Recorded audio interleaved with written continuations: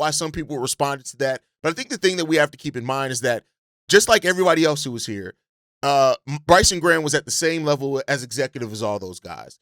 And so there's nothing here to say that the Bulls, quote unquote, cheaped out. And this is where it gets into some of my personal problems. And you guys know I talk about you guys all the time in this one, is that sometimes some Bulls fans, I'm not saying all Bulls fans, I'm not saying everybody, because there are some legitimate cases of why people could look at this and say, well, damn, I felt like X was the stronger candidate. I felt like B was the stronger candidate, right? So I'm not saying in that one. But I'm saying that the fact is that people have this lazy thing in regards to thinking, oh, everything that the Bulls do, because it doesn't fit in with the common narrative that was pushed, the rumors that were pushed, right? And like I said in my video that I broke the news on, is that, guys like Joe Cowley, right, who very much toot their own horn when they're right. And shout out to him. He called the AK firing about an hour before it happened, whatever was there, right?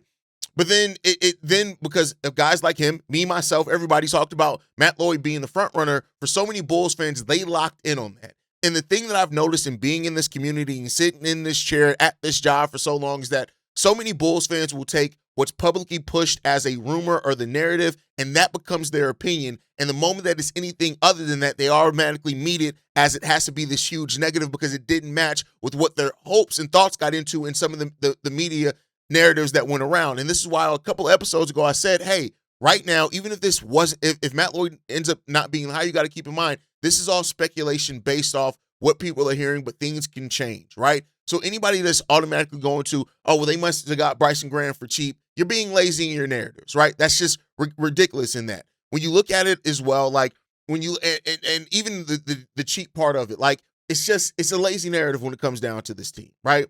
And then also the part that people, that act like, oh my God, the Bulls did something so different. They went outside the family. I talked about this on this show so often. Guess what? Acme was outside the family. Mark Eversley and Arturas Karnisovas did not have ties to the Chicago Bulls organization. And it's funny because some of the same people that were complaining about Matt Lloyd, getting the job because of his familiarity with John Paxson, which reportedly it came out as well that Paxson initially wanted to remove himself from the interview with Matt Lloyd because of the familiarity that they have with themselves, but ownership wanting him in on that meeting. So again, Bulls already doing something different. This is not the same thing that the Bulls have done before, right? So that's another lazy narrative in regards to it also. In regards to, Matt Lloyd turning the job down.